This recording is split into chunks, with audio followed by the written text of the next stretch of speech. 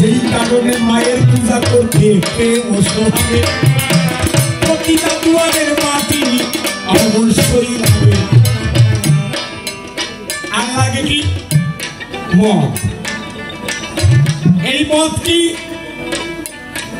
ওই যে বাইরে যা খাই তাই? আরে বাবা না,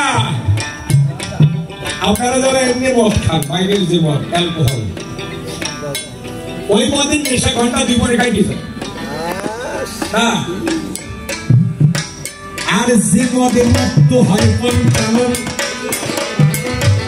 পঞ্চমকার কোনে সাধক, যে মদ খেয়ে শিবি শ্মশানে বাসী হোক, মানব দেহে 7টা নদী আছে যাকে সপ্ত সাগর বলা হয়। 7টা সাগর, ইক্ষু সাগর আছে, লবণ সাগর আছে।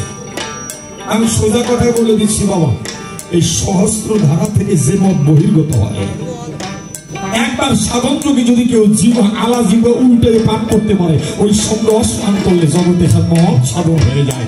এই ধারণা সে মায়ের নামে মাতাল হয়ে থাকতে পারে, জগতের মত তারে কিছু করতে পারে। আর লাগে মাছ। এই মাছ কি নিত্যানন্দ বলছিলেন না? প্রথমে বলছিল খাইও না মাছের ঝোল, ছুঁয়ো না নারীর কোলে, মুখে বলো হরি বল।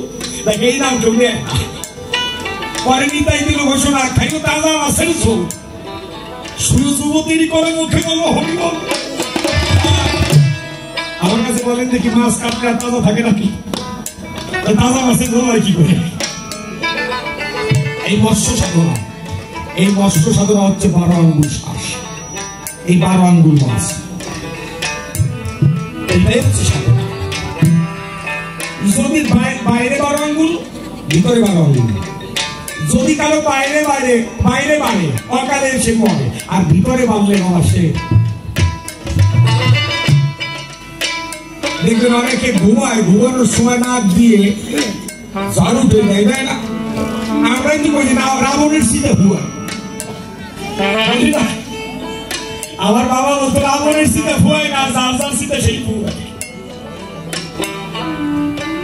12 আঙ্গুল একটা তুলো ধরবেন, 12 আঙ্গুল একটা কাঠি নিয়ে তুলো ধরবেন, দেখবেন নিঃশ্বাসটা 12 আঙ্গুল। যখন মানুষ খাবার খায় তখন 24 থেকে 36 আঙ্গুল হয়ে যায়। আবার খাওয়ার সময়